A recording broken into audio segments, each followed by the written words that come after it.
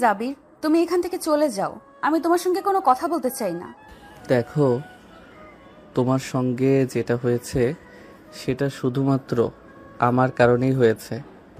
তাই আমাকে আমার পাপের প্রায়শ্চিত্ত করতেই হবে। না, আমি তোমাকে এর জন্য কোনোভাবেই দোষারোপ করছি না। তুমি প্লিজ এখান থেকে চলে যাও। আমি একবার বললাম তো, আমি এখান থেকে যাব না। আর যখন যাব তোমাকে সঙ্গে নিয়ে যাব। তোমাকে ছাড়া আমি এখান থেকে একটা পাও নড়ব না। আবির প্লিজ, তুমি জেদ করো না। তোমার ফ্যামিলি আছে। তোমার ফ্যামিলি কখনোই একটা ধর্ষিতা মেয়েকে বাড়ির বউ হিসেবে মেনে নেবে না। তাছাড়া তুমি একজন পুলিশ অফিসার। তুমি একটা ধর্ষিতা মেয়েকে বিয়ে করেছো, এটা সমাজ কোনোভাবেই মেনে নিতে পারবে না। কে মেনে নিল আর কে মেনে নিল না তাতে আমার কিছুই যায় আসে না।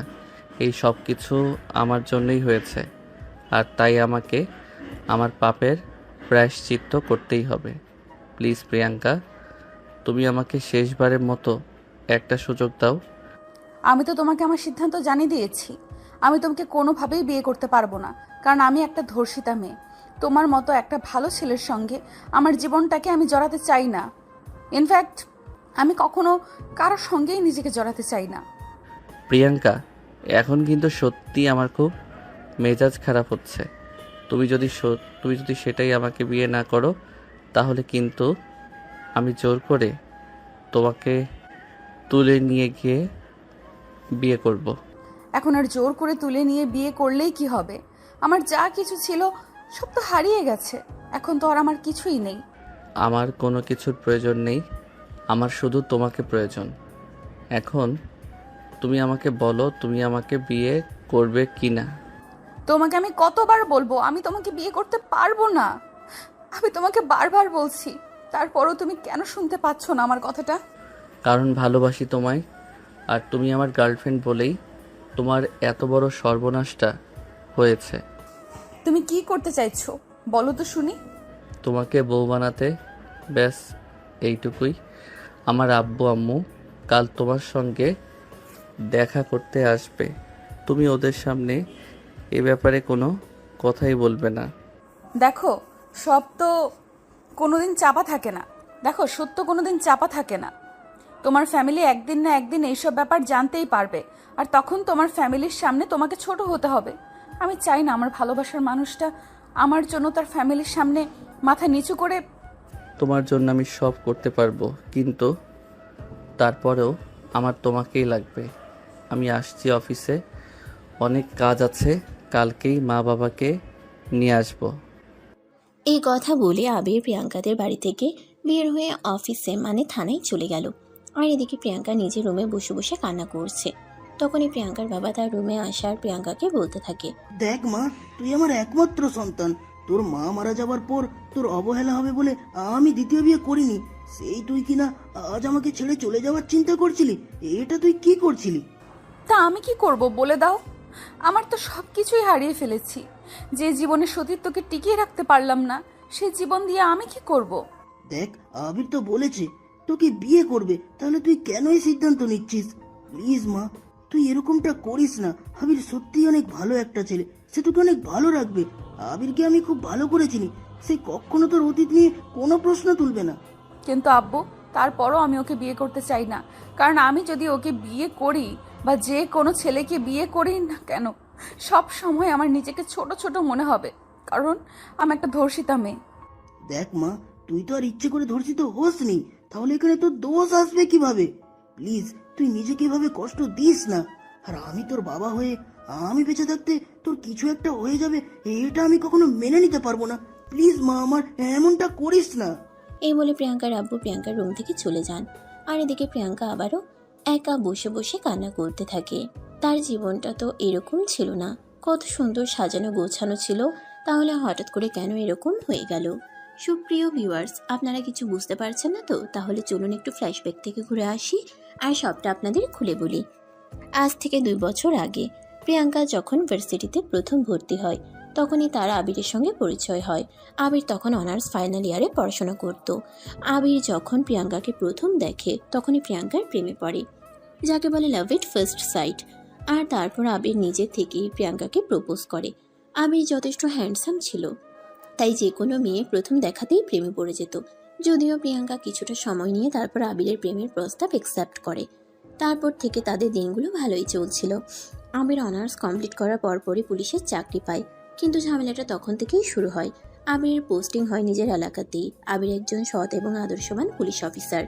সে কখনো কোনো অন্যায়কে প্রশ্রয় করে না, আর তার জন্যই কিছুদিনের মধ্যেই সারা শহরে তার অনেক শত্রু দূরে হয়ে গেল। এই তো সেদিনের ঘটনা। একটা মেয়েকে কিছু ছেলে মিলে রেপ করে রাস্তার পাশে ফেলে রাখে। আবির ডিউটি শেষ করে বাসায় যাচ্ছিল, তখনই মেয়েটাকে অজ্ঞান অবস্থায় রাস্তায় পড়ে থাকতে দেখতে পায়।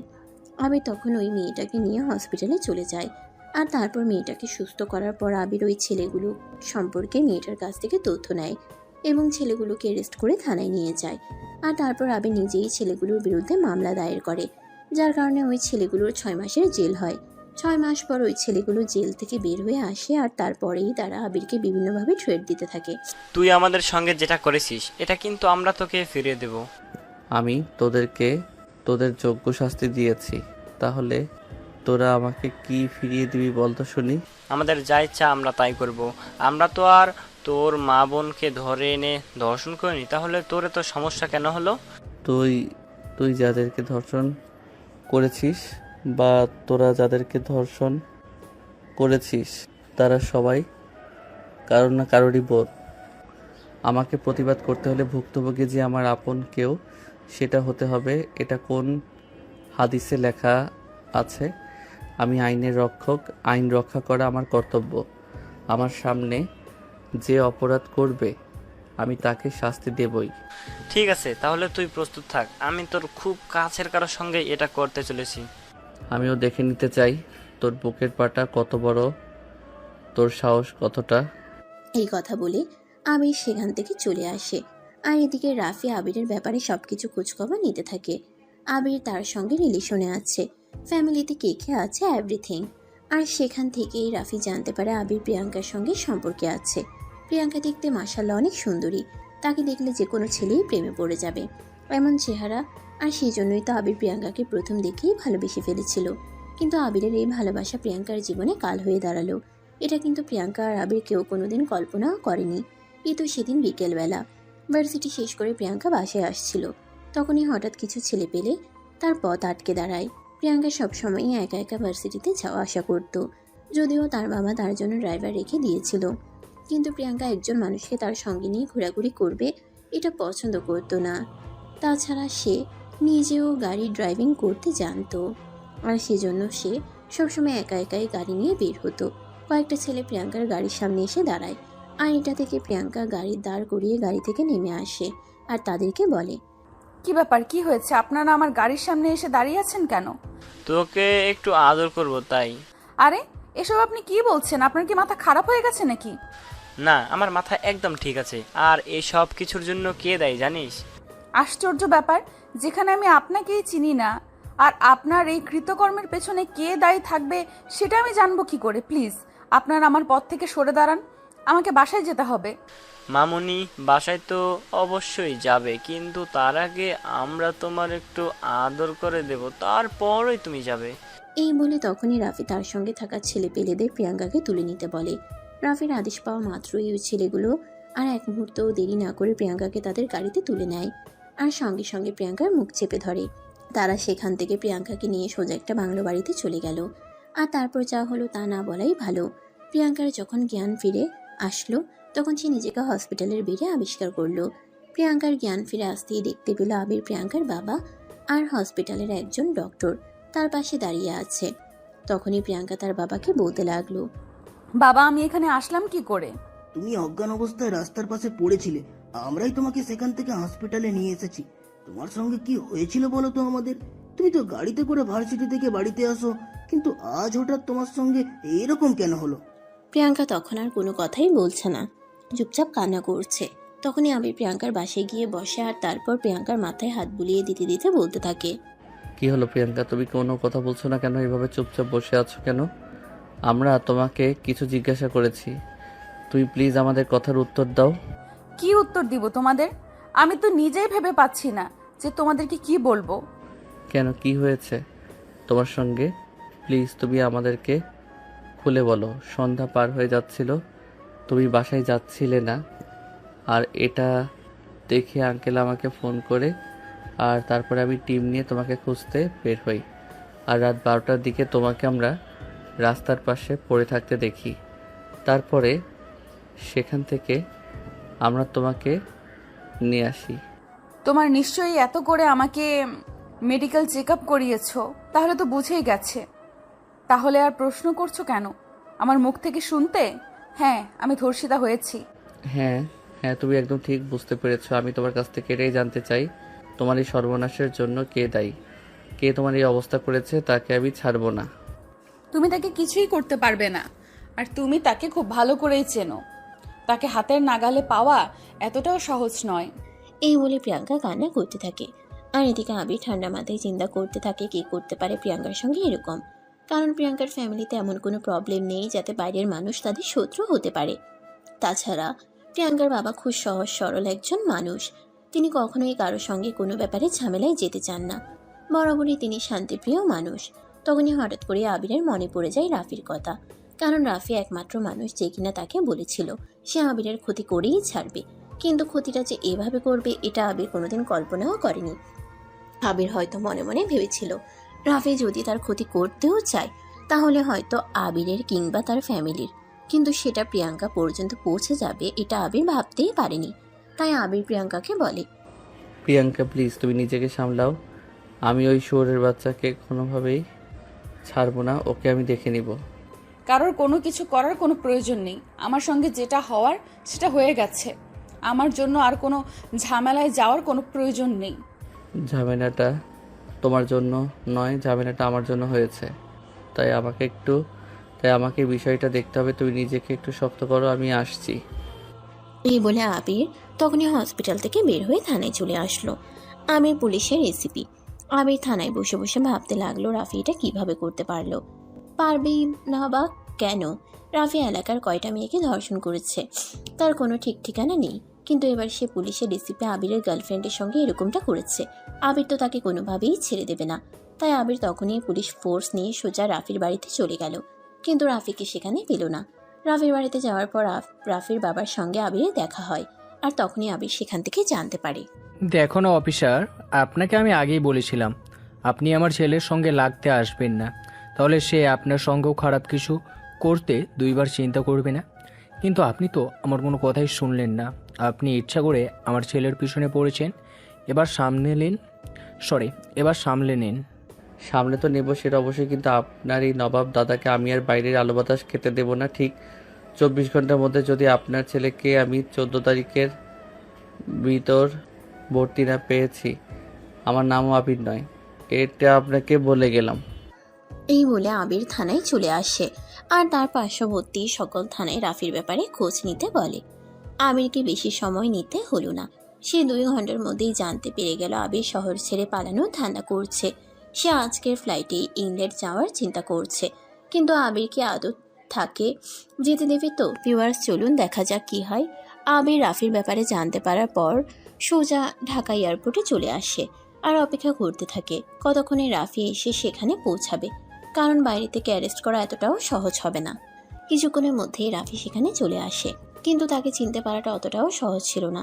কারণ লম্বা জ্যাকেট, সে সঙ্গে মুখে দাঁড়িয়ে আর মাথায় ক্যাপ, চারপাশে বারবার টাকা ছিল।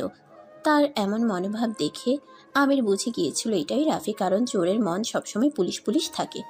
আমির পেছন থেকে গিয়ে রাফির কাঁধে হাত রাখে আর বলতে থাকে, তুই আর পালাতে পারবি না, তোকে এখনই আমি শ্বশুর বাড়ি নিয়ে যাব। এসিপি আমাকে ছেড়ে দে, তা না হলে এখন তোর সঙ্গে যেটা হয়েছে ভবিষ্যতে তোর সঙ্গেও এর চাইতেও আরও খারাপ হবে। তুই আমার সাথে আর খারাপ কি করবি, সেটার জন্যই তো আমি এখানে এসেছি।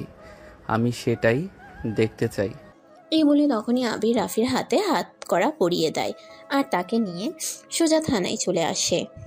এদিকে প্রিয়াঙ্কাকে হসপিটাল থেকে রিলিজ করা হয়েছে। তার বাবা তাকে নিয়ে বাসায় চলে এসেছে। আর তারপর এই আবির প্রিয়াঙ্কাদের বাসায় আসে প্রিয়াঙ্কার সঙ্গে দেখা করার জন্য। প্রিয়াঙ্কা নিজের রুমের ব্যালকনিতে বসে আছে। আবির তার সামনে এসে বসে আর বলতে থাকে, ওকে তো আমি 14 শিকের ভিতর ভরে রেখেছি, এবার ওর নামে এমন মামলা দেব ও কেন ওর 14 পুরুষ চেষ্টা করলেও জেলের বাইরে আসতে পারবে না। প্রিয়াঙ্কার কোনো কথাই বলছেন না। আনমনে হয় আকাশের দিকে তাকিয়ে আছে।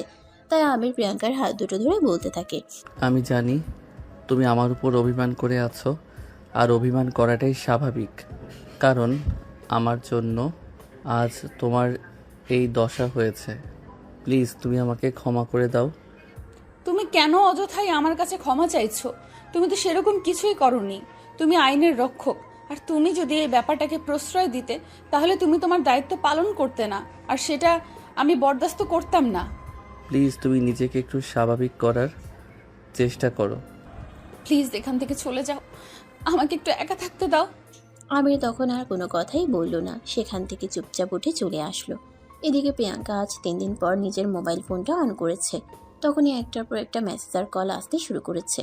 কারণ রাফি নামের সেই ছেলেটা প্রিয়াঙ্কাকে ধর্ষণ করেই ক্লান্ত হয়নি। প্রিয়াঙ্কার ধর্ষণের ভিডিওটা সোশ্যাল মিডিয়ায় ছেড়ে দিয়েছে, যেটা প্রিয়াঙ্কার বন্ধু বান্ধব থেকে শুরু করে আত্মীয় স্বজন সবার মোবাইলে চলে গিয়েছে। তাই প্রিয়াঙ্কার মোবাইলে একটার পর একটা কল আসতে থাকে। প্রিয়াঙ্কা সবার কল রিসিভ না করলেও তার বেস্ট ফ্রেন্ড তিশার ফোনটা রিসিভ করে, আর তখনই অপর প্রান্ত থেকে শুনতে পায়, দোস্ত, এসব কি দেখছি? এসব কি করে হলো? তোর সঙ্গে কেউ কি করে এমনটা করতে পারলো?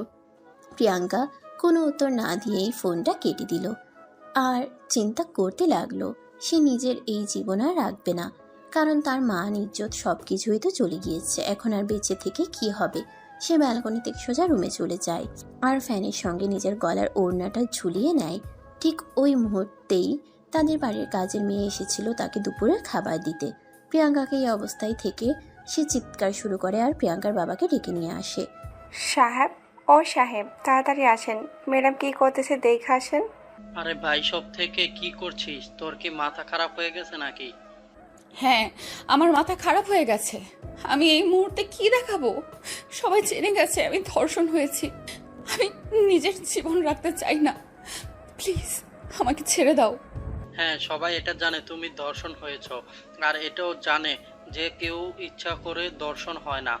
এখানে তোমার কোনো দোষ নেই। তুমি কোন অপরাধ করনি? যে তোমাকে ধর্ষণ করেছে সেই অপরাধী, আর আইন তাকে শাস্তি দিবেই। কে কি করবে না করবে সেই ব্যাপারে আমার কোনো আগ্রহ নেই। আমি এই জীবন রাখবো না, এটাই শেষ কথা। প্লিজ তোমরা আমাকে ছেড়ে দাও। এই কথা বলে প্রিয়াঙ্কা কান্নাকাটি করতে শুরু করে, আর তখনই প্রিয়াঙ্কার বাবা কোনো উপায়ান্তর না দেখতে পেয়ে আবিরকে ফোন করেন, আর আবির প্রিয়াঙ্কার বাবার ফোন পেয়ে মুহূর্তের মধ্যে সেখানে ছুটে আসে। প্রিয়াঙ্কাকে এই অবস্থায় দেখে আবির বলতে থাকে, প্রিয়াঙ্কা, তুমি কি সত্যিই পাগল হয়ে গেছো? আমি তো আছি, আঙ্কেল তো আছে। আমরা অবশ্যই অপরাধীকে তার সর্বোচ্চ শাস্তি দেব এবং তোমাকে আবারও স্বাভাবিক জীবনে ফিরিয়ে নিয়ে আসব। তুমি একটু আমাদের উপরে ভরসা রাখো। আমি ভরসা রেখে কি করব বলো? আমি কিভাবে একটা স্বাভাবিক জীবনে ফিরে আসব?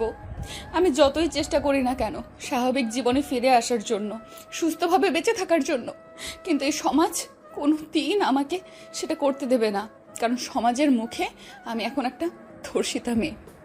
আমি সমাজের ধারণা বদলে দেব। তুমি ইচ্ছাকৃত ধর্ষণ হওনি। যে তোমাকে ধর্ষণ করেছে সেই অপরাধী, আর তাকে কঠোর থেকে কঠোরতার শাস্তির ব্যবস্থা আমি করব। তো কি সব কিছু ঠিক হয়ে যাবে নাকি? কোনো কিছুই কোনো দিন আর ঠিক হবে না। প্লিজ তুমি এখান থেকে চলে যাওয়ায় কখনো আমার সামনেও এসো না। এই মনে প্রিয়াঙ্কা আবারও কান্না করতে থাকে। তখনই আবির বলে, এটা তুমি কি বলছো? তোমার মাথা ঠিক আছে তো? আমি তোমায় ভালোবাসি আর তোমায় বিয়ে করব বলে কথা দিয়েছি। হ্যাঁ, সেটা যখন আমি ভালো ছিলাম তখনকার কথা, আর এখন আমি একটা ধর্ষিতা মেয়ে। তো কি হয়েছে?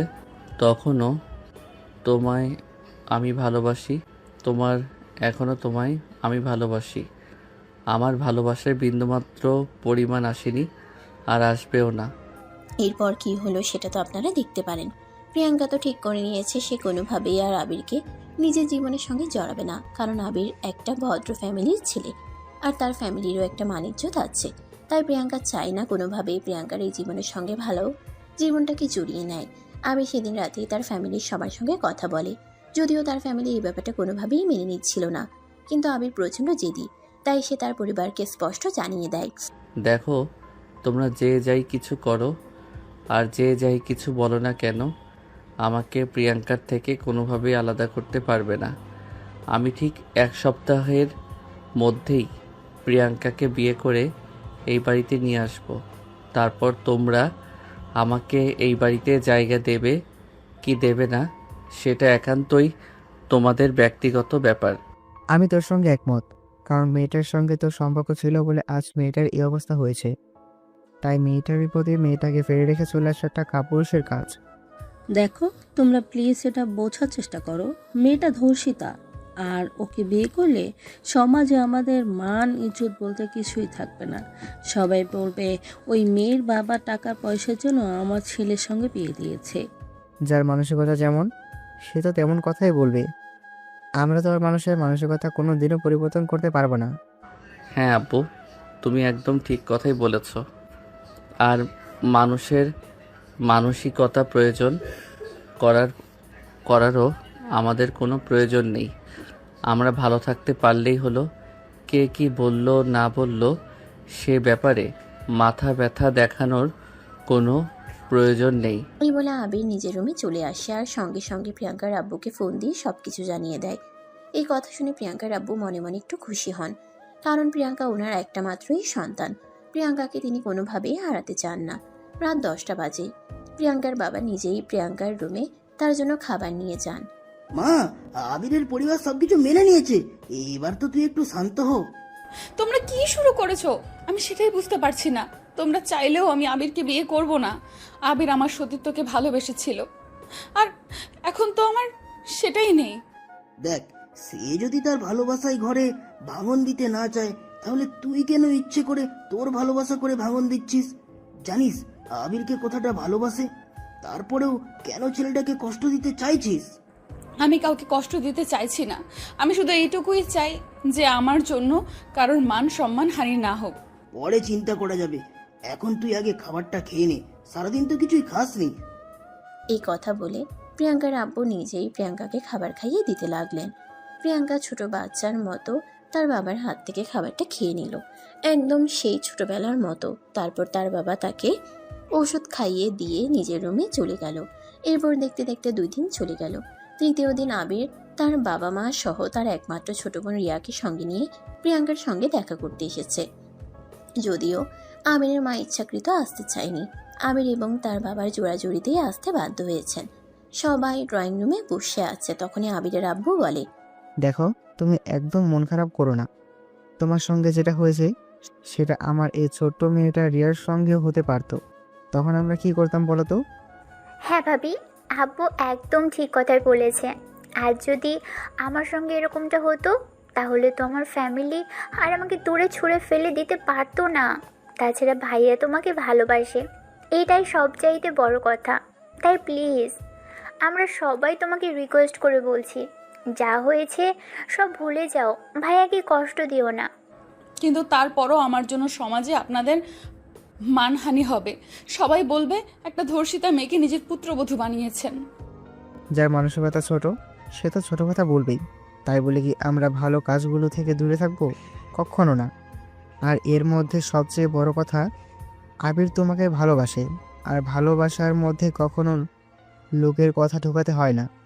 এরপর আবিরের বাবা প্রিয়াঙ্কার বাবার সঙ্গে কথা বলেন। আবিরের বাবা বলেন, বিআই সাহেব, আপনার যদি কোনো সমস্যা না থাকে তাহলে আমি আজই আমার বৌমাকে আমার বাড়িতে নিয়ে যেতে। এটা তো আরো ভালো কথা, এতে আমার কোনো সমস্যা থাকতে যাবে কেন? কারণ আমার বাড়িতে মেয়েটা সারাক্ষণ একা একা থাকে, আর এই সব কিছু নিয়ে দুশ্চিন্তা করে। আপনার বাড়িতে গেলে মানুষজন পাবে, তাদের সঙ্গে গল্প গুজব করবে। আমার মেয়ে আলহামদুলিল্লাহ ভালোই থাকবে। তাহলে তো খুবই ভালো হয়। আমার একজন পরিচিত অ্যাডভোকেট আছে, আমি এখনই ওকে এখানে ডেকে নিয়ে আসছি, আর আমার বৌমাকে আমার বাড়িতে নিয়ে যাওয়ার ব্যবস্থা করছি। এরপর আবিরের আব্বু তখনই ওনার অ্যাডভোকেট বন্ধুকে প্রিয়াঙ্কাদের বাড়িতে নিয়ে আসেন, আর আবির আরও প্রিয়াঙ্কার ম্যারেজ রেজিস্ট্রি করিয়ে দেন। তারপর তিনি প্রিয়াঙ্কার হাত দুটো ধরে বলতে থাকেন, তুমি আজ থেকে আমার পুত্রবধূ। তোমার মান ইজ্জত সব কিছু রক্ষা করার দায়িত্ব আমি নিলাম। হ্যাঁ ভাবি, তুমি একদম মন খারাপ করবে না, আমরা সবাই আছি তোমার পাশে। এরপর সেদিন রাতেই প্রিয়াঙ্কাকে নিয়ে আবিরের বাড়িতে চলে আসা হয়। রিয়া প্রিয়াঙ্কার সঙ্গে বসে গল্প করছে। তখনই আবির সেখানে আসে। রিয়া আবিরকে দেখে রুম থেকে বের হয়ে চলে যায়। রিয়া চলে যাওয়ার পর আবির রুমের দরজাটা লাগিয়ে দেয় আর প্রিয়াঙ্কার পাশে এসে বসে। প্রিয়াঙ্কা আবিরকে দেখে কিছুটা নড়ে চড়ে বসে, আর তখনই আবির প্রিয়াঙ্কার হাতে একটা শপিং ব্যাগ তুলে দিয়ে বলতে থাকে, আমাকে ক্ষমা করো, তোমাকে লাল বেনারসি পরিয়ে এই বাড়িতে নিয়ে আসার কথা থাকলেও আজ পরিস্থিতির কারণে তোমাকে খালি হাতেই এই বাড়িতে নিয়ে আসতে হলো। তো কি হয়েছে? এখানে তোমার জন্য একটা ছোট্ট গিফট আছে, খুলে দেখো, আশা করি ভালো লাগবে। প্রিয়াঙ্কা তখন আবিরের হাত থেকে শপিং ব্যাগটা নিয়ে দেখতে থাকে ভিতরে কি আছে। ব্যাগের ভিতর একটা নীল শাড়ি, সেই সঙ্গে কিছু জুয়েলারি। তখনই আবির প্রিয়াঙ্কাকে বলতে থাকে, লাল বেনারসিতে তো তোমাকে দেখা হলো না, এখন প্লিজ আমার জন্য একটু এই শাড়িটা পরে আসো, তোমায় দেখব। প্রিয়াঙ্কার কখনো কোনো ইচ্ছা না থাকা সত্ত্বেও আবিরের জন্য সে ওয়াশরুম থেকে শাড়িটা পরে আসলো। প্রিয়াঙ্কা আবিরের সামনে দাঁড়িয়ে আছে। তখনই আবির প্রিয়াঙ্কাকে নিয়ে ড্রেসিং টেবিলের আয়নার সামনে চলে গেল।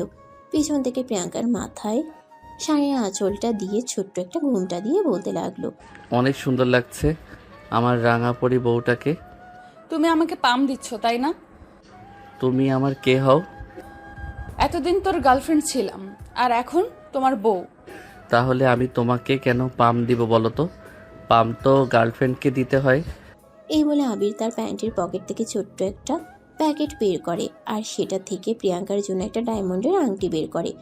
সেটা প্রিয়াঙ্কার হাতে পরিয়ে দিয়ে বলে, আজকের দিনটা যদিও খুব স্পেশাল হওয়ার কথা ছিল, কিন্তু স্পেশাল বানাতে পারলাম না। তবে এই নাও তোমার জন্য ছোট্ট উপহার, ভবিষ্যতে তোমাকে আরও ভালো কিছু দিয়ে খুশি করার চেষ্টা করব।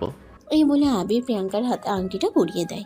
প্রিয়াঙ্কা মুচকি মুচকি হাসতে থাকে। এটা দেখে আবির বলতে থাকে, কি হলো, তুমি এভাবে মুচকি মুচকি হাসছো কেন? তোমাকে দেখে হাসতে ইচ্ছে করছে, তো কি করব বলো? জানো, তোমাকে মুচকি হাসিতে অনেক সুন্দর লাগে। আবার তুমি আমাকে পাম দিচ্ছ? ধুর, আমি তোমাকে কেন পাম দেব? যাও বিছানার উপর গিয়ে বসো, আমি তোমার জন্য তোমার পছন্দের বিরিয়ানি নিয়ে এসেছি। আজ তোমাকে আমি নিজের হাতে খাইয়ে দিব। এই বলে আবির প্রিয়াঙ্কাকে নিজের হাতে খাইয়ে দেয়, আর তারপর সে প্রিয়াঙ্কাকে বলে, যাও ঘুমিয়ে পড়ো, আমাকেও ঘুমাতে হবে, কারণ সকালে আমার আবার অফিসে যেতে হবে। প্রিয়াঙ্কা তখন আর কোনো কথা না বলে বিছানায় এসে শুয়ে পড়ে। এদিকে আবিরও হাত মুখ ধুয়ে ফ্রেশ হয়ে এসে প্রিয়াঙ্কাকে জড়িয়ে ধরে ঘুমিয়ে পড়ে। এরপর দিনগুলো ভালোই যাচ্ছিল। দেখতে দেখতে প্রায় 6 মাসের মতো সময় চলে যায়। ইতিমধ্যে প্রিয়াঙ্কা অনেকটাই সুস্থ জীবনে ফিরে এসেছে। তার জীবনে ঘটে যাওয়া ঘটনাটা ভুলতে শুরু করেছে। তাই আবির তাকে আবারও ভার্সিটিতে যাওয়ার কথা বলে। এই কথা শুনে প্রিয়াঙ্কা বলতে থাকে, আমি ঠিক করেছি, আমি আর পড়াশোনা করব না। এখন আমি সংসার নিয়েই ব্যস্ত থাকবো, কারণ আমি বাইরে গিয়ে চাকরি বাকরি কিছুই করতে চাই না। দেখো, তুমি আমার বিয়ে করা বউ, তুমি বাইরে গিয়ে চাকরি করো এটা আমিও চাই না, কিন্তু তারপরেও তুমি একজন ভালো স্টুডেন্ট, পড়াশোনাটা তোমার শেষ করা উচিত। আর আমি বললাম তো আমি আর পড়াশোনা করতে চাই না, প্লিজ। তারপরও তুমি আমাকে জোর কেন করছো? আমি তো সেটাই বুঝতে পারছি না। আরে আমি তোমাকে জোর কেন করব? আমি তো শুধু তোমায় বললাম যে তুমি ছাত্রী হিসেবে যথেষ্ট ভালো, তাই তোমার উচিত অনার্সটা অন্তত কমপ্লিট করা। বাদ দে ভাইয়া, ভাবি যখন পড়াশুনো করতে চায় না তখন তাকে আর জোরাজুরি করিস না। সে যেভাবে ভালো থাকতে চায় সেভাবেই থাকুক ভালো। আচ্ছা ঠিক আছে, তুমি যখন পড়াশোনা করতে চাও না তখন আমি তোমাকে আর এই ব্যাপারে কোনো জোর করব না। তোমার যেটা ভালো মনে হয় তুমি সেটাই করো। তখনই সেখানে আবিরের আম্মু এসে পৌঁছায়। আবিরের আম্মু ইদানিং প্রিয়াঙ্কাকে ভালোবেসে ফেলেছে। তিনি এখন আর ওইসব কিছু নিয়ে চিন্তা করেন না। এখন তিনিও এটাই মনে করেন এটা জাস্ট একটা অ্যাক্সিডেন্ট, এবং এটা আবিরের জন্যই হয়তো হয়েছে। আবিরের আম্মু তখন প্রিয়াঙ্কাকে বলতে থাকেন, ঠিক আছে বৌমা, তোমাকে পড়াশোনা করতে হবে না, কিন্তু একটা রিকোয়েস্ট করতে চাই তোমাকে, রাখবে তো? হ্যাঁ আম্মু, অবশ্যই, কেন নয়। বৌমা, আমি চাই এখন আমাদের সংসারে ছোট্ট একটা প্রিয়াঙ্কা আসুক। এটা শুনে আবির আর আবিরের ছোট বোন লজ্জায় সেখান থেকে চলে গেল। প্রিয়াঙ্কা তখন মাথা নিচু করে দাঁড়িয়ে আছে। আবিরের আম্মু প্রিয়াঙ্কার একদম সামনে গিয়ে দাঁড়ায়। তারপর প্রিয়াঙ্কার কাঁধে হাত রেখে বলে, দেখো বৌমা, যখন তুমি ঠিক করে নিয়েছো পড়াশোনা করবে না, সংসার করবে, তাই আমি বলি কি এখন একটা বাচ্চা নিয়ে নাও। কারণ আমি সারাদিন অফিস থেকে রিয়াও বড় হয়ে যাচ্ছে, তা কেউ হয়তো 2-1 বছর পর রিয়া দিতে হবে। তারপর তো তুমি বাড়িতে একাই থাকবে, একা একা কি সময় কাটবে তোমার? আমার যা বলার আমি বললাম, এখন বাকিটা তুমি ভেবে নাও। এই বলে আবিরের আম্মু সেখান থেকে চলে গেল। এদিকে সেদিন রাতের বেলা প্রিয়াঙ্কার আম্মু বসে বসে অপেক্ষা করছিল আবিরের জন্য। আবির একটা জরুরি কাজে বাইরে গিয়েছিল, তাই আসতে একটু দেরি হয়ে গেল। আবির বাসায় আসে তখন রাত আনুমানিক 11টার কাছাকাছি বাজে। আবির রুমে যেতেই প্রিয়াঙ্কা রুমের দরজাটা বন্ধ করে দেয়। এটা দেখে আবির বলতে থাকে, কি ব্যাপার, তুমি এভাবে রুমের দরজাটা বন্ধ করে দিলে কেন? তো কি সারা রাত রুমের দরজা খোলা রাখবো নাকি? সেটা আমি কখন তোমাকে বললাম? আমি তো শুধু এটাই বললাম যে সবেমাত্র রুমে আসলাম আর এক্ষুনি দরজাটা বন্ধ করে দিয়েছো। হ্যাঁ করে দিয়েছি, যাও তাড়াতাড়ি ফ্রেশ হয়ে আসো। আবির তখন প্রিয়াঙ্কার কথায় আর কোনো প্রতিউত্তর না করে সেখান থেকে সোজা ওয়াশরুমে চলে যায়। আর তারপর ফ্রেশ হয়ে এসে বিছানায় বসে। ঠিক তখনই প্রিয়াঙ্কা আবিরের সামনে এসে দাঁড়ায়। আবির এতক্ষণ ধরে প্রিয়াঙ্কাকে খেয়াল করেনি, এবার সে প্রিয়াঙ্কার দিকে ফিরে তাকায়। প্রিয়াঙ্কাকে আজ সত্যি এক অন্যরকম সুন্দরী লাগছে। তাছাড়া প্রিয়াঙ্কা আজ একটু হালকা সাজগোজও করেছে। এটা দেখে আবির প্রিয়াঙ্কাকে বলতে থাকে, কি ব্যাপার ম্যাডাম, বিষয়টা কি? আমি তোকে কিছুই বুঝতে পারছি না। আপনি কি মনে মনে কিছু পরিকল্পনা করেছেন নাকি? করলাম, কোনো সমস্যা আছে নাকি? আরে এটা তুমি কেমন কথা বলছো? তুমি মনে মনে কোনো পরিকল্পনা করবে আর তাতে আবার কোনো সমস্যা কেন থাকতে যাবে বলো না? তুমি কি পরিকল্পনা করছো? আমিও তোমার সঙ্গে যুক্ত হতে পারি। তাই তাহলে চলো তোমাকে দেখাই। এই বলে প্রিয়াঙ্কা আস্তে আস্তে আবিরের দিকে এগিয়ে আসতে থাকে। তার চোখ দুটো নেশাময়। আবির বুঝতে পারে প্রিয়াঙ্কার কিছু একটা হয়েছে, তাই আবির প্রিয়াঙ্কাকে বলে, কি হয়েছে? তুমি এভাবে আমার দিকে এগিয়ে আসছো কেন? ওই যে তুমি বললে আমার কি হয়েছে সেটা দেখার জন্য, সেটা দেখানোর জন্যই তো আমি আসছি। প্রিয়াঙ্কা ততক্ষণে আবিরের একদম কাছাকাছি চলে এসেছে। আবির বিছানায় আর প্রিয়াঙ্কার একদম তাকে ঘেঁষে দাঁড়ায়। আবিরের মুখ ততক্ষণে প্রিয়াঙ্কার বুকের কাছাকাছি, একদম কাছাকাছি। আবির প্রিয়াঙ্কার বুকের ধরফরানির শব্দ শুনছিল। তখনই প্রিয়াঙ্কা আবিরের 2 গালে হাত রেখে তার মাথাটা একটু উঁচু করে ধরে, আর তখনই আবিরের ঠোঁটে নিজের ঠোঁট ডুবিয়ে দেয়। তাই 5 মিনিট ধরে প্রিয়াঙ্কা আবিরকে লিপ কিস করতে থাকে। আবির বুঝতে পারে প্রিয়াঙ্কার কিছু একটা হয়েছে, তাই সে এমন করছে। তাই আবির প্রিয়াঙ্কাকে বাধা দেয় না। 5 মিনিট পর প্রিয়াঙ্কা আবিরকে ছেড়ে দিয়ে বিছানায় ধাক্কা দিয়ে ফেলে দেয়। আবির এতক্ষণ ধরে সবকিছু দেখিয়ে চলেছে। প্রিয়াঙ্কা আবিরের বুকের উপর উঠে বসে। তখনই আবির বলতে থাকে, এই কি হলো তোমার? তুমি এমন করছো কেন? আমি আবার কি করলাম? আমি তো আমার স্বামীকে আদর করছি। কিন্তু আমার মনে হয় তুমি নেশা করে আছো, তোমাকে অন্যরকম লাগছে। নিজের ভালোবাসার মানুষকে আদর করতে যদি নেশা করার প্রয়োজন হয় তাহলে আমি নেশাই করেছি। তোমার যা ইচ্ছে তুমি তাই ভাবতে পারো, তাতে আমার কিছুই যায় আসে না। এই বলে প্রিয়াঙ্কা আবারও আবিরের দিকে ঝুঁকে পড়ে আর আবিরকে আদর করতে থাকে। এদিকে আবির বুঝতেই পারছে না হঠাৎ করে প্রিয়াঙ্কার কেমনও হয়ে গেল। প্রিয়াঙ্কা তো কখনোই এমন করে না। আর এদিকে বিয়ের এতদিন হয়ে গেল আবির কখনো প্রিয়াঙ্কাকে শারীরিক সম্পর্ক করার জন্য জোর করেনি, কারণ আবির জানে প্রিয়াঙ্কা একটা ট্রমার মধ্যে দিয়ে যাচ্ছে। এটা দেখে যতদিন পর্যন্ত সে নিজে বেরিয়ে না আসছে ততদিন পর্যন্ত কোনো ব্যাপারে তাকে জোর করা একদমই ঠিক নয়। প্রায় এভাবে আধা ঘন্টা ধরে চলতে থাকে। প্রিয়াঙ্কা পাগলের মতো আবিরকে কিস করেই চলেছে, আর আবিরের সারা শরীরে ভালোবাসার স্পর্শ এঁকে দিচ্ছে। হাজার হোক আবির একটা পুরুষ মানুষ, একটা মেয়ে আবিরকে এভাবে আদর করছে, এটা দেখে আবির নিজেকে ঠিক করে রাখবে কিভাবে। আবির শেষমেশ প্রিয়াঙ্কার সঙ্গে রেসপন্স করতে থাকে। প্রিয়াঙ্কা আবিরের রেসপন্স পেয়ে আরও উতলা হয়ে ওঠে আর পাগলের মতো আবিরকে ভালোবাসার স্পর্শ দিতে থাকে। এভাবেই দুজন দুজনের মধ্যে হারিয়ে যায়। তারপর থেকে তাদের দিন খুব ভালো হয়ে যায়। সেদিন হঠাৎ করেই প্রিয়াঙ্কার মাথা ঘুরে পড়ে যায়। আবির তখন সকালবেলা ঘুম থেকে উঠে প্রিয়াঙ্কা তার জন্য চা বানিয়ে নিয়ে আসে। ঠিক ওই মুহূর্তেই ঘটনাটা ঘটে। আবির তখনই প্রিয়াঙ্কাকে ধরে নেয় আর বলতে থাকে, এই কি হলো তোমার? কিন্তু প্রিয়াঙ্কা ততক্ষণে জ্ঞান হারিয়ে ফেলেছে। তাই আবির সঙ্গে সঙ্গে ডাক্তারকে ফোন করে বাসায় ডেকে নেয়। আর তারপর যেটা শুনে আমি আর কি বলবো ভিউয়ার্স, আপনারাই দেখে নিন। আপনার জন্য একটা সুখবর আছে মিস্টার আবির। কি সুখবর ডক্টর? আমাদের মিষ্টি খাওয়ান, আপনি প্রথমবারের মতো বাবা হতে চলেছেন। কথাটা শুনে আবিরের খুশি আর দেখে কে।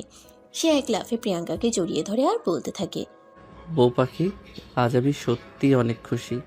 আমি তোমাকে যখন প্রথম ভালোবেসেছিলাম তখনই স্বপ্নগুলো দেখতাম। তারপর যখন তোমার সঙ্গে এত বড় একটা অ্যাক্সিডেন্ট হয়ে গেল, আমি তো ভেবেছিলাম হয়তো এগুলো কোনো দিন আমার জীবনে আসবেই না। কিন্তু আজ তুমি আমাকে আবারও সেই নতুন করে স্বপ্ন দেখার আবেগ জাগিয়ে দিয়েছো।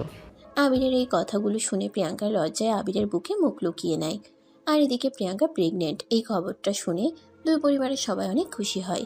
এদিকে আবিরের বোন রিয়া, সে এই বছর অনার্স সেকেন্ড ইয়ারে পড়াশোনা করছে। ইতিমধ্যে একটা ছেলের সঙ্গে তার রিলেশন। আবির সেদিন ডিউটি শেষে ফিরছিল, তখনই দেখতে পায় তার বোন একটা ছেলের সঙ্গে রিকশায় করে কোথাও একটা যাচ্ছে। আবির তখন সেখানে আর কিছু না বলে বাসে এসেই দেখতে পায় তার বোন ড্রয়িং রুমে বসে বসে টিভি দেখছে। তখনই ঠাস ঠাস করে তার গালে দুটো চড় বসিয়ে দিয়ে বলতে থাকে, এই দিন দেখার জন্য তোকে পড়াশোনা করতে ভার্সিটিতে পাঠাই। কি হয়েছে ভাইয়া, তুমি এভাবে আমাকে মারছো কেন? দেখ, একদম ন্যাকা সাজার চেষ্টাও করবি না। তুই খুব ভালো করেই জানিস আমি কেন তোকে মেরেছি। এবার বল, ওই ছেলেটাকে আর ওর সঙ্গে কতদিন ধরে ওইসব চলছে? না মানে, আসলে ভাইয়া আমাদের 3 বছরের রিলেশন, আমরা দুজন দুজনকে অনেক ভালোবাসি। চুপ কর তুই। নিজের বড় ভাইকে সব কথা বলতে তোর লজ্জা করছে না? যেখানে তোকে ভার্সিটিতে পাঠাই পড়াশোনা করার জন্য, আর তুই এসব করে বেড়াস। ততক্ষণে আবিরের চিৎকার শুনে প্রিয়াঙ্কা সেখানে চলে আসে আর আবিরকে বলতে থাকে, কি হয়েছে? তুমি এইভাবে ওকে মারছো কেন? কি হয়েছে সেটা আমাকে কেন জিজ্ঞাসা করছে? ওকে জিজ্ঞাসা করলেই তো পারো। প্রিয়াঙ্কা তখন আর কোনো কথা না বলে রিয়াকে নিয়ে সেখান থেকে নিজের রুমে চলে যায়। তারপর বিছানার উপর বসিয়ে রিয়ার পাশে বসে রিয়ার হাত দুটো ধরে বলে, কি হয়েছে আমাকে খুলে বলো তো শুনি। ভাবি, আসলে নীলের সঙ্গে আমার 3 বছর ধরে রিলেশন। আজ আমরা রিকশায় করে একটু ঘুরতে বের হয়েছিলাম, তখনই মনে হয় ভাইয়া দেখে নিয়েছে। 3 বছর ধরে একটা ছেলের সঙ্গে তোমার রিলেশন, আর এই কথাটা তুমি গোপন কেন রেখেছো বলো তো? ভাবি, আসলে নীল এখনো কোনো চাকরি বাকরি করছে না, তাই ফ্যামিলিকে বলার সাহস পাচ্ছি না। কারণ ফ্যামিলিকে এসব বিষয়গুলো জানালেই তো ফ্যামিলি বিয়ের জন্য চাপ দিতে থাকে। ঠিক আছে, কোনো ব্যাপার না। তুমি ওর ফোন নাম্বারটা আমাকে দাও, আমি নিজেই একবার ওর সঙ্গে কথা বলে দেখি ও কি বলে। আচ্ছা ঠিক আছে, এই নাও নাম্বার 01734। এই বলে রিয়া প্রিয়াঙ্কাকে মোবাইল নাম্বারটা দিয়ে সেখান থেকে চলে গেল। এদিকে রাগে ফুসফুস করতে করতে আবির রুমে প্রবেশ করে। প্রিয়াঙ্কা তার পাশে গিয়ে বসে আর বলতে থাকে, তুমি কি রিয়ার গায়ে হাত তুলে খুব ভালো করেছো? তো কি করব? ওকে ভার্সিটিতে পড়াশোনা করার জন্য পাঠাই, আর ও এসব আকাম কুকাম করে বেড়াচ্ছে। এখন আর পড়াশোনা করার সময় এসব কেন করছে? তুমি মনে হয় ভুলে গেছো, তুমি যখন আমার সঙ্গে রিলেশন করতে তখন আমিও এই বয়সেই ছিলাম। তাই বলে কি তুমি ওকে প্রশ্রয় দিচ্ছ এসব করে বেড়ানোর জন্য? না দেখো, ব্যাপারটা সেরকম নয়। আমি ওকে প্রশ্রয় কেন দিতে যাব? কিন্তু আমি ওর ভাবি, ওর ভালো মন্দ বোঝার অধিকার কিন্তু আমারও রয়েছে। তুমি কি বলতে চাইছো আমি বুঝতে পারলাম না, একটু বুঝিয়ে বলো তো। আমি রিয়ার কাছ থেকে ওর বয়ফ্রেন্ড নীলের ফোন নাম্বার নিয়েছি। আমি কাল ওই ছেলের সঙ্গে দেখা করে কথা বলবো, তারপরে দেখি কি করা যায়। ঠিক আছে, তোমার যা ভালো মনে হয় তাই করো, কিন্তু চিন্তা ভাবনা করে করবে। তুমি আমাকে বিশ্বাস করো তো? এটা তুমি কেমন কথা বললে? আমি তোমাকে বিশ্বাস করবো না তো কাকে বিশ্বাস করব? তাহলে তুমি আমার উপর ভরসা রাখো, আর এই ব্যাপারটা নিয়ে তোমাকে কোনো চিন্তা করতে হবে না। যা করার আমিই করব। এখন ফ্রেশ হয়ে আসো, আমি তোমাকে খাবার দিচ্ছি। এই বলে প্রিয়াঙ্কা রুম থেকে বের হয়ে কিচেনে চলে গেল। আর এদিকে আবির কিছুক্ষণ বিছানার উপর বসে বিশ্রাম নিয়ে তারপর ফ্রেশ হতে চলে যায়। ফ্রেশ হয়ে এসে ড্রয়িং রুমে গিয়ে বসে, তখনই প্রিয়াঙ্কা আবির আর তার জন্য কফি বানিয়ে নিয়ে আসে। দুজনে একসঙ্গে বসে কফি খায় আর আড্ডা দিতে থাকে। এর পরের দিন প্রিয়াঙ্কা নীলের নাম্বারে ফোন দেয়। 2 বার রিং হতেই নীল ফোনটা রিসিভ করে। আসসালামু আলাইকুম, কে বলছেন? ওয়ালাইকুম আসসালাম। আমাকে তুমি চিনবে না, কারণ আজকের আগে কখনো তোমার সঙ্গে আমার কথা হয়নি। আমি রিয়ার ভাবি। আজ বিকেলে তুমি আমার সঙ্গে একটু দেখা করতে পারবে? ও আচ্ছা ভাবি, কেমন আছেন আপনি? এই তো আলহামদুলিল্লাহ, আল্লাহর রহমতে ভালোই আছি। বলছিলাম বিকেলে তুমি একটু আমার সঙ্গে দেখা করতে পারবে? হ্যাঁ অবশ্যই, কোথায় দেখা করবেন বলেন? আমি তোমাকে একটা কফি শপের অ্যাড্রেস মেসেজ করে দিচ্ছি, তুমি ওখানেই চলে এসো। তোমার সঙ্গে আমার একটু জরুরি কথা আছে। এই বলে প্রিয়াঙ্কা ফোনটা কেটে দেয় আর নীলকে একটা কফি শপের অ্যাড্রেস মেসেজ করে দেয়। বিকেলে যথাসময়ে প্রিয়াঙ্কা সেখানে পৌঁছে যায়। প্রিয়াঙ্কা সেখানে পৌঁছে দেখতে পায় নীল তার জন্য আরও আগে থেকেই অপেক্ষা করছে। রিয়া নীলের একটা ছবি প্রিয়াঙ্কাকে দেখিয়েছিল, তাই নীলকে খুঁজে পেতে প্রিয়াঙ্কার খুব একটা কষ্ট হয়নি। প্রিয়াঙ্কা আর নীল দুজন সামনাসামনি বসে আছে, কেউ কোনো কথা বলছে না। প্রিয়াঙ্কা খুঁচিয়ে খুঁচিয়ে নীলকে দেখছে। বেশ কিছুক্ষণ পর সে নিজেই নীরবতা ভেঙে বলে, তুমি কি রিয়াকে বিয়ে করবে বলে তার সঙ্গে সম্পর্কে আছো, নাকি অন্য কিছু? প্রিয়াঙ্কার হঠাৎ এমন প্রশ্নে কিছুটা বিচলিত হয়ে পড়ে নীল, আর তারপর নিজেকে একটু সামলে নিয়ে বলতে থাকে, দেখুন, আমরা একে অপরকে ভালোবাসি আর দুজন সারা জীবন একসঙ্গে থাকবো বলেই রিলেশনে এসেছি। তাহলে লুকিয়ে কেন প্রেম করছো? ফ্যামিলিকে জানিয়ে দাও আর রিয়াকে বিয়ে করে তোমাদের বাড়িতে নিয়ে যাও। তখন নীল বলতে থাকে, না মানে আসলে ভাবি, আমি এই বছরই অনার্স কমপ্লিট করেছি, চাকরির জন্য ঘুরছি, কিন্তু কোথাও চাকরি পারছি না। বাবা মায়ের বেকার ছেলে। আমার ফ্যামিলির আর্থিক অবস্থাও অতটা ভালো নয় যে আমি কোনো চাকরি বাকির না করেই আমার বউকে কিছু একটা করে খাওয়াতে পারবো। কাল রিয়াকে নিয়ে কোথায় গিয়েছিলে? ওর ভার্সিটির পাশে একটা পার্ক আছে, ওখানে বসে দুজন গল্প করছিলাম। ওকে নিয়ে দূরে কোথাও ঘুরতে যেও না।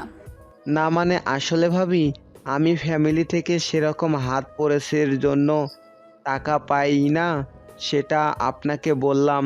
আমি মধ্যবিত্ত ফ্যামিলির ছেলে, তাই গার্লফ্রেন্ড নিয়ে লং ট্যুর দেওয়ার মতো অ্যাবিলিটি আমার হয়ে ওঠে না। তাহলে এখন কি নিয়ে চিন্তা করছো? কি করবে? চাকরির জন্য বিভিন্ন জায়গায় ইন্টারভিউ দিয়ে যাচ্ছি, কিন্তু চাকরিটা হচ্ছে না, তাই একটু টেনশনে আছি। আমি যদি তোমাকে ছোটখাটো একটা ব্যবসার ব্যবস্থা করে দিই তাহলে সেটা করবে? কেন করব না, অবশ্যই করব, কিন্তু ভাবি সমস্যা হলো ব্যবসা করতে হলে একটু মূলধন প্রয়োজন, যেটা আমার হাতে নেই।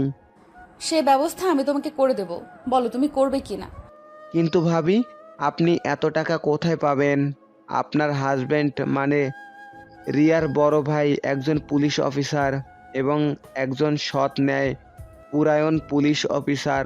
উনি নিশ্চয়ই মাসে লাখ টাকা ইনকাম করে না? হ্যাঁ, তুমি একদম ঠিক কথাই বলেছ। আমার হাজবেন্ড একজন সৎ এবং ন্যায়পরায়ণ পুলিশ অফিসার। তিমি মাছের লাখ টাকা ইনকাম করে না, কিন্তু আমার বাবার টাকা পয়সা অর্থ সম্পদ কোনো কিছুরই অভাব নেই। বাবার অবর্তমানে সব কিছুর একমাত্র মালিক আমি, তাই আমি তোমাকে সহযোগিতা করতে চাই।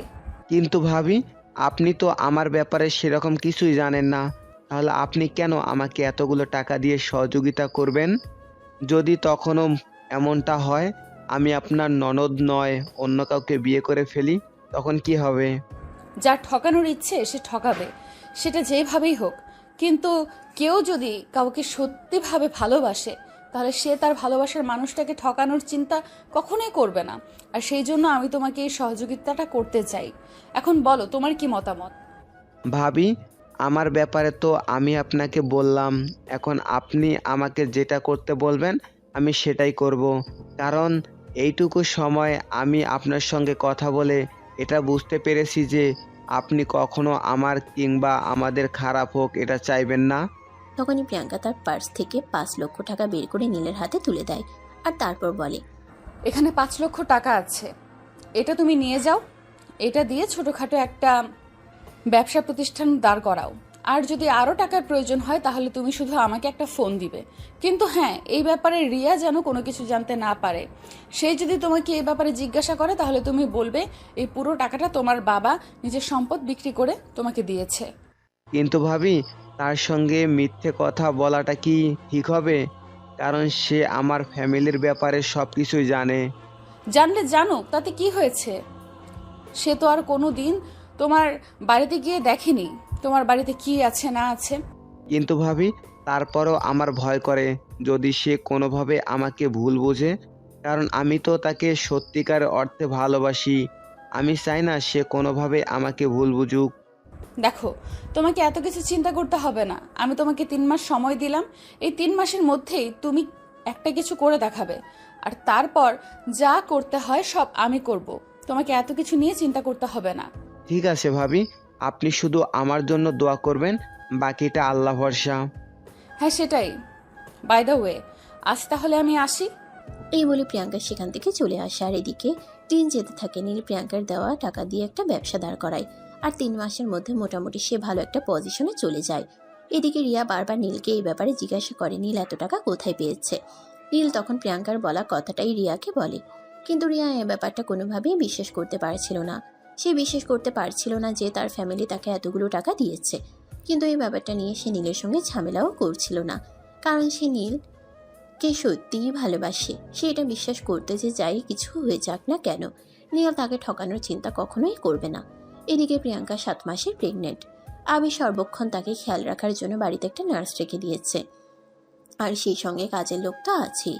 প্রিয়াঙ্কাকে কখনো কোনো কাজ করতে দেয় না। এদিকে তার শাশুড়ি মা রিয়া তো আছেই, তাকে সারাক্ষণ চোখে চোখে রাখে। এদিকে প্রিয়াঙ্কার আর বসে শুয়ে খেতে ভালো লাগছে না, তাই তো সে তার শাশুড়ি আম্মুকে বলে, আম্মু, এসব আপনারা আমার সঙ্গে কি শুরু করেছেন? আমি তো এসব কিছু আর নিতে পারছি না, আমার ভালো লাগছে না। এসব তুমি কি বলছো বৌমা? এখন তোমাকে কোনো কাজ করা চলবে না। তুমি 7 মাসের অন্তঃসত্ত্বা, এখন তোমার পুরোপুরি বিশ্রামের প্রয়োজন। আম্মু, আমি সারাদিন বসে থাকতে পারছি না, আমার বোরিং লাগে। আমাকে অন্তত কিছু একটা করতে দিন। বোরিং লাগুক আর যাই লাগুক, কি হয়েছে? হ্যাঁ, কেন তুমি কোনো কাজ করতে পারবে না? কারণ তোমার পেটে আমার একমাত্র বংশধর আসতে চলেছে বলে কথা। এখন তোমাকে আমি কোনোভাবেই কোনো কাজ করতে দিতে পারি না। তার মানে আমাকে আপনারা একদম মুরগির মতো খাঁচায় বন্দি করে রাখবেন, তাই না? সে তুমি যাই মনে করো, তাই কিছু আমি কোনো রিস্ক নিতে চাই না। এভাবেই চলতে থাকে তাদের দিনগুলো। এর কিছুদিন পরেই নীল হঠাৎ করেই প্রিয়াঙ্কাকে ফোন দেয় আর বলে, আসসালামু আলাইকুম ভাবি, কেমন আছেন? ওয়ালাইকুম আসসালাম। এই তো আল্লাহর রহমতে ভালোই আছি। এবার তোমার ব্যাপারে বলো। ভাবি, আমার অবস্থা তো খুবই ভালো, ব্যবসায়ী খুব ভালো লাভ হচ্ছে। এবার বলুন কি করব? সোজা তোমার আব্বু আম্মুর সঙ্গে কথা বলো, আর তাদেরকে নিয়ে আমাদের বাড়িতে আসো। ঠিক আছে ভাবি, আপনি যেমন বলবেন। এই বলে প্রিয়াঙ্কা ফোনটা কেটে দেয়। আর এদিকে পরের দিন নীল তার বাবা মায়ের সঙ্গে এ ব্যাপারে কথা বলে। তার বাবা মাকে নিয়ে আবিরদের বাড়িতে চলে আসে। সবাই ড্রয়িং রুমে বসে গল্প করছে। তখনই হঠাৎ করেই নীলের আব্বু আবিরকে উদ্দেশ্য করে বলে, দেখুন, নীল আর রিয়া দুজন দুজনকে ভালোবাসে। ওদের বিয়ের যথেষ্ট বয়সও হয়েছে, তাই আমি চাইছি ওদের বিয়ের কাজটা সেরে ফেলতে। হ্যাঁ আঙ্কেল, এটা আপনি একদম ঠিক কথাই বলেছেন। আব্বু আম্মু, তোমরা কি বলো এই ব্যাপারে? সে তোরা যেটা ভালো মনে করিস সেটাই কর। আমার এই ব্যাপারে কিছুই বলার নেই, কারণ তারা দুজন দুজনকে ভালোবাসে। আর ভালোবাসার একটা সম্পর্কে পূর্ণতা দেওয়ার মতো ভালো আর কিছুই নেই। তারপর দুই পরিবারের সম্মতিতে নীল আর রিয়ার বিয়েটা হয়ে যায়। 2.5 মাস পর প্রিয়াঙ্কা সেদিন সকালবেলা হঠাৎ করে অসুস্থ হয়ে পড়ে। আবিরের আবার অফিসে একটা জরুরি কাজ পড়ে যায়, তাই আবিরকে থানায় চলে যেতে হবে। আবির তার আম্মুকে ডেকে বলে, আম্মু, প্রিয়াঙ্কার শরীরটা খারাপ লাগছে, তুমি প্রিয়াঙ্কার খেয়াল রেখো। আমাকে এক্ষুনি থানায় যেতে হবে। অবস্থা খারাপ বুঝলে আমাকে ফোন করো। ঠিক আছে, তুই কোনো চিন্তা করিস না, আমি তো আছি। এই বলে আবির বাসা থেকে বের হয়ে চলে যায়। এদিকে প্রিয়াঙ্কার অবস্থা ক্রমশ খারাপ হতে থাকে। প্রিয়াঙ্কার প্রচণ্ড ব্যথা উঠে, ব্যথায় প্রিয়াঙ্কার শরীর একদম নীল হয়ে যাচ্ছিল। তাই আবিরের আম্মু কোনো রিস্ক না নিয়ে প্রিয়াঙ্কাকে নিয়ে হসপিটালে চলে আসেন। এদিকে হসপিটালে আসার পর ডাক্তার আল্ট্রাসনোগ্রাফি করেন। আল্ট্রাসনোগ্রাফিতে দেখা যায় প্রিয়াঙ্কার বেবি হওয়ার সময় আরও 20 দিন বাকি আছে। এখনও বেবি হওয়ার টাইম হয়নি। কিন্তু হঠাৎ করেই প্রিয়াঙ্কার এমন ব্যথা হচ্ছে কেন? ডাক্তার প্রিয়াঙ্কাকে ব্যথা কমানোর জন্য ওষুধই দেয়, কিন্তু তাতে কোনো কাজ হয় না। এদিকে ব্যথা মাথায় উঠে যায়। প্রিয়াঙ্কার অবস্থা খুব খারাপ হতে থাকে। তাই ডক্টর প্রিয়াঙ্কাকে ঢাকা মেডিকেলে রেফার করেন। ঢাকা মেডিকেলে নিয়ে আসার পর ডাক্তার জানান, দেখুন, রোগীর অবস্থা খুবই খারাপ, ইমার্জেন্সি সিজার করতে হবে। তবে সেখানে একজনেই মাত্র বেঁচে থাকবে, সেটা হয় মা নয়তো সন্তান। এখন আপনাদের সিদ্ধান্ত নেওয়ার পালা, আপনারা কাকে বাঁচাবেন? এই কথাটা শুনে আবির একদম পাগলের মতো হয়ে যায় আর বলতে থাকে, আরে ডাক্তার, এসব আপনি কি বলছেন? আপনি চিন্তা ভাবনা করে বলছেন তো? টেস্টগুলো আবার করান, প্রয়োজনে আবার চেক আপ করুন। দেখুন, আমি সব কিছু ভালোভাবে দেখে তারপরেই বলছি, আমরা দুজনকে বাঁচাতে পারবো না, যে কোনো একজনকে বাঁচাতে হবে, হয়তো বাচ্চা নয়তো মা। দেখুন, আবার দুজনকেই লাগবে। আপনি টাকা পয়সা নিয়ে কোনো চিন্তা করবেন না। টাকা যা লাগে আমি দেব। প্রয়োজনে আমার কিডনি বিক্রি করে টাকা দেব, কিন্তু আমার দুজনকেই চাই। দেখুন, এটা কোনোভাবেই সম্ভব নয়। আমাদের যা বলার বলে দিয়েছি, এখন সিদ্ধান্ত নেওয়ার পালা আপনাদের। প্লিজ ডক্টর, আপনি একটু চেষ্টা করে দেখুন। প্রিয়াঙ্কা না থাকলে আমি বেঁচে থাকবো না, আর সন্তান বেঁচে না থাকলে প্রিয়াঙ্কা মানসিক তবে ভেঙে পড়বে। প্লিজ আপনারা কিছু একটা করুন। এই বলে আবির কান্না করতে থাকে। আর তখন ডাক্তার আবিরকে বলে, দেখুন, আমরা দুজনকে একসঙ্গে বাঁচাতে পারবো কিনা সেটা বলতে পারছি না, কারণ জীবন মৃত্যুর উপর আমাদের কোনো হাত নেই। তারপরেও আমরা আমাদের সর্বোচ্চ চেষ্টা করব, দেখে আল্লাহ কি রেখেছে। এই বলে ডক্টর সেখান থেকে চলে যান এবং প্রিয়াঙ্কাকে অপারেশন হলে নিয়ে যাওয়ার জন্য প্রস্তুত করেন। 2 ঘন্টার পর ডাক্তার অপারেশন থিয়েটার থেকে বের হন। এদিকে আবির ততক্ষণে অপারেশন থিয়েটারের সামনে পায়চারি করছে আর ইউনুস পাঠ করছে। আল্লাহ, তুমি আমার স্ত্রী সন্তান দুজনকেই সুস্থ অবস্থায় আমার কাছে ফিরিয়ে দাও। আমি এছাড়া তোমার কাছে আর কোনো কিছুই চাই না। তারা দুজন মানুষই আমার জীবনে খুবই ইম্পর্ট্যান্ট। আল্লাহ, তুমি একটু দয়া করো।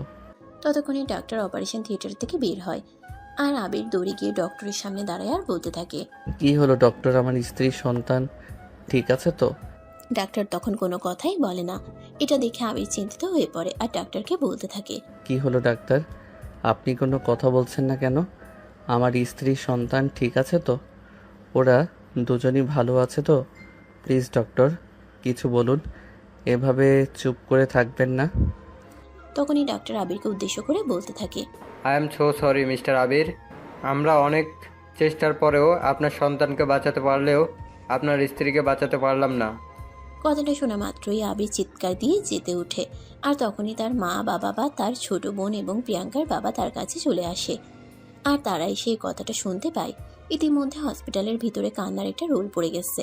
ঠিক তখনই প্রিয়াঙ্কাকে অপারেশন থিয়েটার থেকে বের করা হয়। আবির কান্না করতে করতে প্রিয়াঙ্কার কাছে চলে যায় আর তার হাত দুটো ধরে বলতে থাকে, প্রিয়াঙ্কা, প্লিজ তুমি আমার সঙ্গে কথা বলো। তুমি এভাবে আমাকে ফেলে চলে যেতে পারো না। তুমি আমাকে কথা দিয়েছিলে, যত যাই কিছু হয়ে যাক না কেন তুমি আমার পাশে থাকবে, কখনোই আমাকে ফেলে চলে যাবে না। প্লিজ প্রিয়াঙ্কা, চোখ খোলো, আমার সঙ্গে কথা বলো। এই বলে সে চিৎকার করে কান্না করতে থাকে আর বারবার প্রিয়াঙ্কাকে ফিরে আসার জন্য বলতে থাকে। আবিরের মা তখন আবিরের কাঁধে হাত রেখে বলতে থাকে, আবির প্লিজ নিজেকে একটু শান্ত করে দেখো। আল্লাহর উপর আমরা কেউ যেতে পারি না। আল্লাহ যেটা মনে করেছেন সেটাই করেছেন। আল্লাহর ফয়সালা মেনে নিতে হবে, কারণ আল্লাহ উত্তম ফয়সালাকারী। আম্মু, এটা হতে পারে না। প্রিয়াঙ্কা এভাবে আমাকে ফেলে চলে যেতে পারে না। সে আমাকে কথা দিয়েছিল সারা জীবন আমার পাশে থাকবে, কখনো আমাকে ফেলে কোথাও যাবে না। আম্মু প্লিজ, তুই প্রিয়াঙ্কাকে বলো আমার ডাকে সাড়া দিতে। আমি ওকে ছাড়া বেঁচে থাকতে পারবো না। ঠিক তখনই একজন নার্স আবির আর প্রিয়াঙ্কার বাচ্চাকে নিয়ে অপারেশন থিয়েটার থেকে বের হয় আর তাদের সামনে এসে দাঁড়িয়ে আবিরকে উদ্দেশ্য করে বলে, মিস্টার আবির, এই নিন আপনার সন্তান, আপনার কন্যা সন্তান হয়েছে। তখনই আগে সেখান থেকে উঠে গিয়ে নার্সের কোল থেকে নিজের সন্তানকে কোলে নেয়। আবির তার সন্তানের দিকে অপলক দৃষ্টিতে তাকিয়ে আছে। এই জন্য প্রিয়াঙ্কার ফটোকপি, চেহারা একদম মায়ের মতো হয়েছে। আবির তার মেয়ের দিকে তাকিয়ে বলতে থাকে, মারে, তোর আম্মুকে বল না জেগে উঠতে। তোর আম্মুকে ছাড়া আমি বেঁচে থাকতে পারবো না। তাকে আমি প্রচণ্ড ভালোবাসি। বল তোর আম্মুকে আমাকে ফেলে এভাবে চলে না যেতে। বারবার এই কথা বলতে থাকে আর কান্না করতে থাকে। হসপিটালে পরিবেশ থমথমে হয়ে গেছে। কেউ আবিরকে সান্ত্বনা দেওয়ার মতো ভাষা খুঁজে পাচ্ছে না, কারণ আবির প্রিয়াঙ্কাকে নিজের জীবনের চাইতে অনেক বেশি ভালোবাসে। তার এভাবে চলে যাওয়া আবিরকে একদম শেষ করে দিচ্ছে। সে কোনোভাবেই এটা মেনে নিতে পারছে না। এদিকে তখনই ছোট বাচ্চাটা কান্না করতে শুরু করে দেয়, কারণ সে পৃথিবীতে এসেছে প্রায় 2 ঘন্টার মতো হয়ে গেছে, কিন্তু এখনো মায়ের বুকের দুধ খেতে পায়নি, কারণ তার আম্মু সে পৃথিবীতে আসার আগেই পৃথিবী ছেড়ে চলে গেছে। রিয়া তখন তার ভাইয়ের কোল থেকে বাবুকে তার কোলে নেয়, তারপর নার্সকে উদ্দেশ্য করে বলে, নার্স প্লিজ বাবুর খাবারের ব্যবস্থা করুন। ওকে মায়ের দুধ তো দেওয়া যাচ্ছে না, বিকল্প কিছু ব্যবস্থা করুন। দেখুন, আমাদের হসপিটালে তো সেরকম কোনো ব্যবস্থা নেই। আমি আপনাকে একটা ফর্মুলা দুধ লিখে দিচ্ছি, আপনি প্লিজ বাইরে থেকে নিয়ে আসুন, তারপর আমি ব্যবস্থা করছি।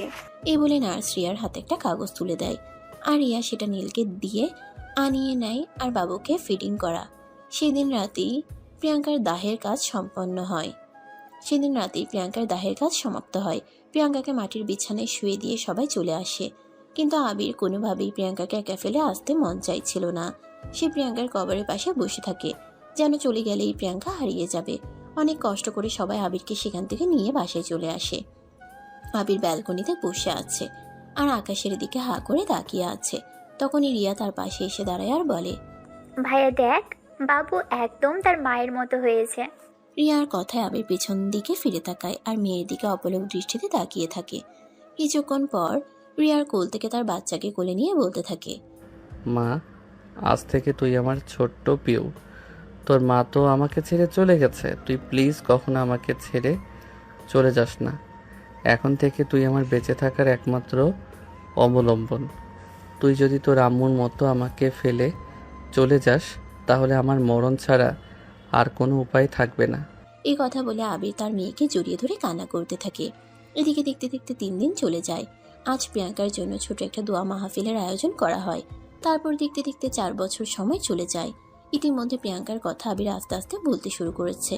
পিও এখন বড় হয়েছে, সব কথায় আলতো আলতো করে বলতে পারে, সবাইকে ডাকতে পারে, কিন্তু একটা ডাক এখনো তার মুখ থেকে বের হয়নি, সেটা হলো আম্মু।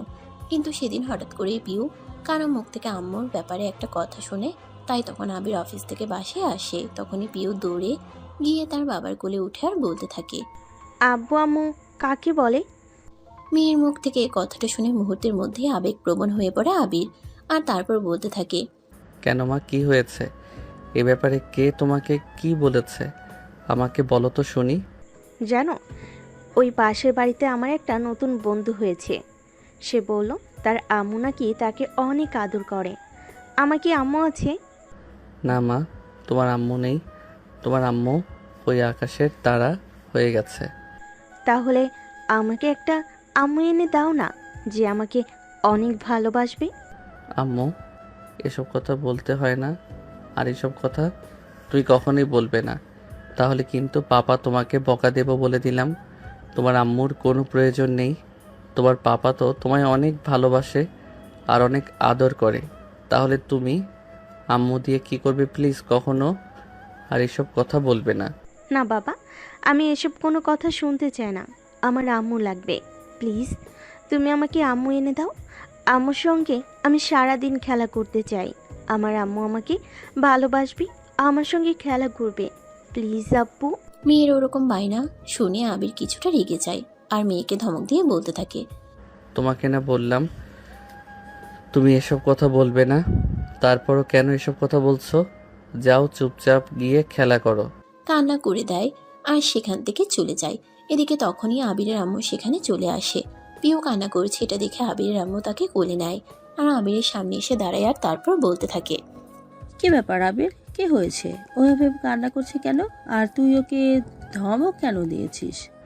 আম্মু, ওকে এসব আজে বাজে কথা কে শেখাচ্ছে? ও আমাকে বলছে ওর নাকি আম্মু লাগবে। সবার আম্মু নাকি সবাইকে অনেক ভালোবাসে, আদর যত্ন করে, সবার সঙ্গে খেলাধুলা করে। আমিও কোন জিনিসটা থেকে দূরে রাখছি, কোনো আদরটা দিচ্ছি না, তারপর কেন ওর আম্মু লাগবে? আবিরের আম্মু কিছুক্ষণ চুপ করে থেকে তারপর বলতে থাকে, দেখো বাবা, প্রত্যেকটা সন্তানের এই মায়ের আদর স্নেহ ভালোবাসা পাওয়া প্রয়োজন, যেটা তোর মেয়ে পায়নি।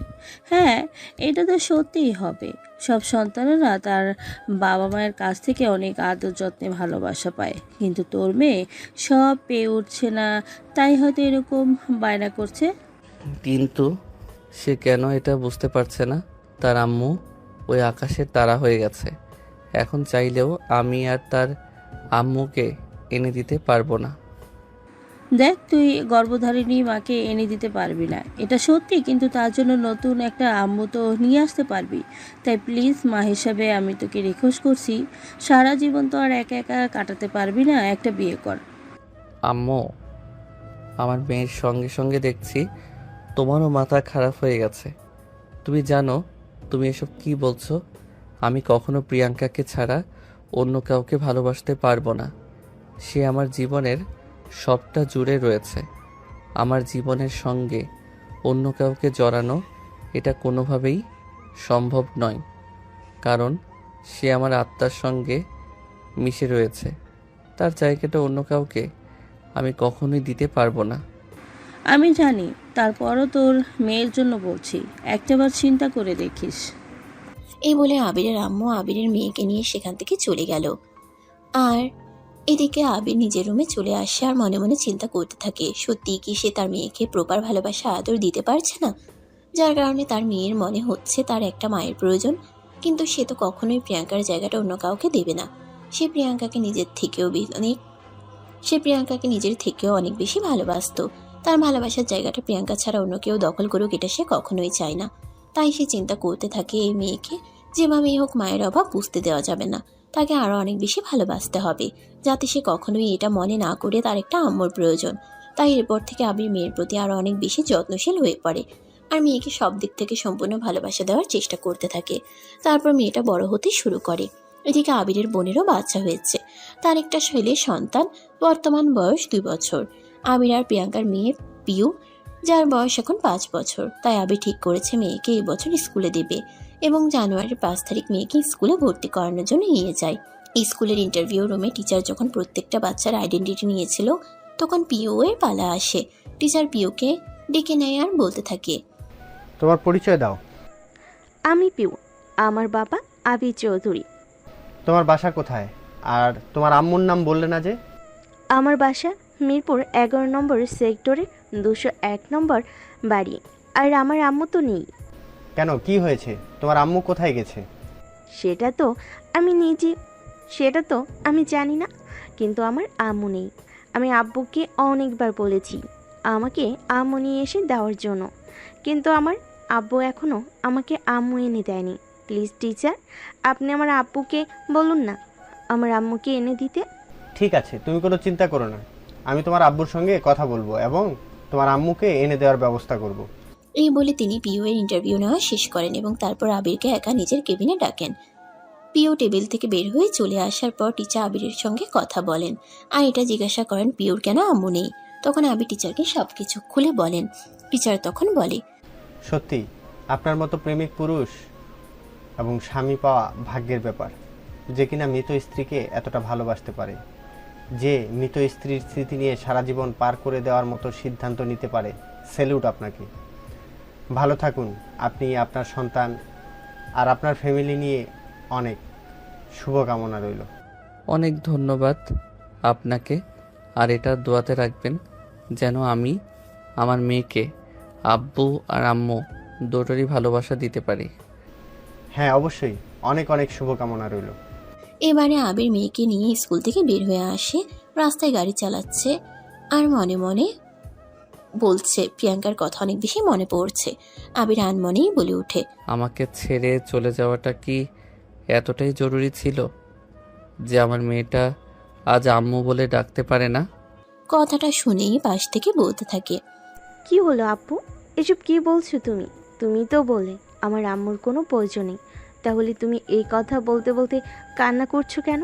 এসব কথার বলবে না, চোখের জল মুছে নাও, তাহলে কিন্তু আমি খুব রাগ করব, বলে দিলাম। এই বলে পিউ নিজেই আবিরের চোখের পানি মুছে দিয়ে তাকে ডেকে নেওয়ার বৃথা চেষ্টা করতে থাকে। তখনই আবির গাড়িটা থামিয়ে মেয়েকে বুকের সঙ্গে জড়িয়ে নিয়ে বলতে থাকে, না রে, তোর আম্মু তো আমাকে ছেড়ে চলে গেছে, কিন্তু তুই কখনো আমাকে ছেড়ে চলে যাস না। তুই যদি তোর আম্মুর মতো আমাকে ফেলে চলে যাস তাহলে আমি বেঁচে থাকতে পারবো না, সত্যি বলছি। আমি কখনো তোমাকে ছেড়ে কোথাও যাব না, তুমি আমার উপর বিশ্বাস রাখো। আমি তোমাকে অনেক বেশি ভালোবাসি আপু। I love you so much আব্বু। এই বলে পিও আবিরের গালে চুমু খায়, আবারও নিজের মেয়েকে তার কপালে চুমু দিয়ে আর নিজের বুকের সঙ্গে শক্ত করে জড়িয়ে ধরে বলে, আমার প্রিয়াঙ্কা চলে গেছে তো কি হয়েছে? আমার প্রিয় তো আছে, যাকে নিয়ে আমি বাকিটা জীবন স্বাচ্ছন্দ্যে কাটিয়ে দিতে পারি। আল্লাহ, তোমার কাছে শুধু একটাই চাওয়া, প্রিয়াঙ্কা যেভাবে আমাকে ছেড়ে চলে গেছে, পিউ যেন কখনোই আমাকে ছেড়ে এভাবে চলে না যায়। আল্লাহ, তুমি পিউকে কখনোই আমার জীবন থেকে সরিয়ে নিও না। আমিন। এই বলে আবির চোখে জল ফেলতে থাকে। সুপ্রিয় ভিউয়ার্স, আমাদের আজকের গল্পটা এই পর্যন্তই। গল্পটা আপনাদের কাছে কেমন লেগেছে ছোট্ট একটা কমেন্টে জানাবেন। ভালো লাগলে লাইক, কমেন্ট এন্ড শেয়ার করে পাশেই থাকবেন। ধন্যবাদ সবাইকে এতক্ষণ সাথে থাকার জন্য। আল্লাহ হাফেজ। আবার দেখা হবে নতুন কোনো গল্পে। সে পর্যন্ত সবাই ভালো থাকুন এবং সুস্থ থাকুন।